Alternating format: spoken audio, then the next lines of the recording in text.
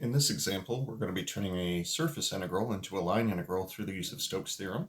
So we're going to be evaluating Stokes' theorem, using Stokes' theorem to evaluate the surface integral over the surface S of the curl of f dot ds, where f is equal to the vector field with components xz, yz, and xy, and s is the part of the sphere x squared plus y squared plus z squared is equal to 4 that lies inside the cylinder x squared plus y squared is equal to 1 and above the xy plane. Now this one's going to be a little bit difficult to envision in its current state, so what I'm going to do is do a quick conversion into polar coordinates and have us take a look at the RZ trace. Now as far as the RZ trace is concerned, this sphere would be modeled using a circle. So if I were to take this with radius 2 and rotate it once about the z-axis, that would be the sphere in question. This guy right here would be represented by r squared is equal to 1, or simply r is equal to 1. So cylinder in this case would just look like a straight up and down line. And again, rotating that about the z-axis would give us the cylinder in question. So this would be the portion of the sphere that we're talking about.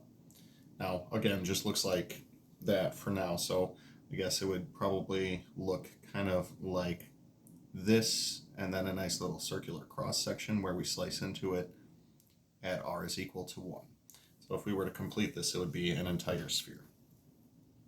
Now it should be pointed out, though, that this would be the intersection of r squared plus z squared is equal to 4, and r is equal to 1. And it's for that purpose we're able to draw the conclusion that the z-coordinate would be equal to the square root of 3. So this boundary circle that we have,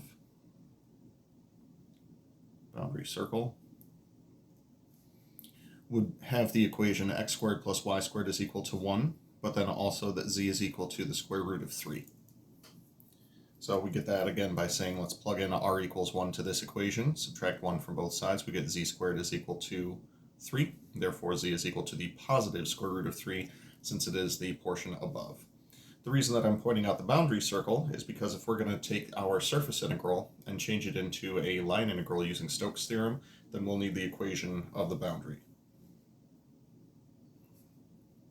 So according to Stokes' theorem, if I'm interested in the surface integral over the surface S of the curl of f dotted with ds, that's going to be equal to the line integral over the boundary curve C of f dot dr. Now with that in mind, it's now up to us to parameterize the given curve. We're going to parameterize C. And we're going to be using this equation up here. Quick conversion into polar coordinates should do us well.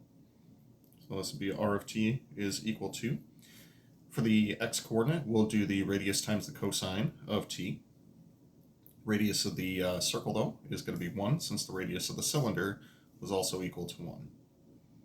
And we'll do sine of t for y, and then z we already said is going to be equal to the square root of 3. And bounds on t will simply go from 0 to 2 pi, as is typical for one full rotation around. Now with that in mind, we're also going to need dr. dr is going to be the derivative of this, so that'll be negative sine of t, cosine of t, and 0 times dt.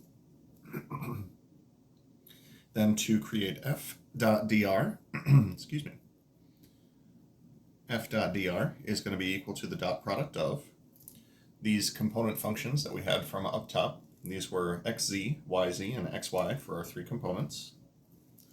That was xz, yz, and xy for the three components, dotted with what we have right here. So negative sine of t, cosine of t, and 0 dt.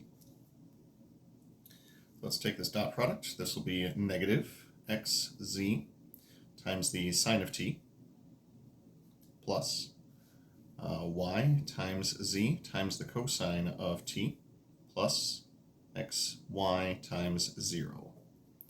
That'll be this whole thing dt. Now, before we integrate, though, we're going to need this thing in terms of only one variable, so I'm going to make some substitutions on x, y, and z. So this would be x, this would be y, and this would be z, back in the original parameterization. So this will be equal to negative x is cosine of t, z is root 3, and we'll still have a sine of t in here, plus y is sine of t, z is square root of 3, and we have cosine of t, plus last component would just be 0 once all is said and done. And if I'm not mistaken, these two are the exact same term, just one positive and one negative. We're going to wind up with 0 dt. Probably says something about the vector field itself. So with all of that in mind, according to Stokes' theorem, if we head right back up here, this is going to be equal to the definite integral parameterized in terms of t from 0 to 2 pi of 0 dt. So final answer for this one is simply going to be 0. Now, to reiterate all the things that we did, we used Stokes' theorem to turn our surface integral of a curl of f dot ds into a line integral. Then we parameterized the curve so that we could set up what f dot dr is in terms of just our variable t. Then if we needed to integrate that from 0 to 2 pi, we would. In this case, we didn't need to, though.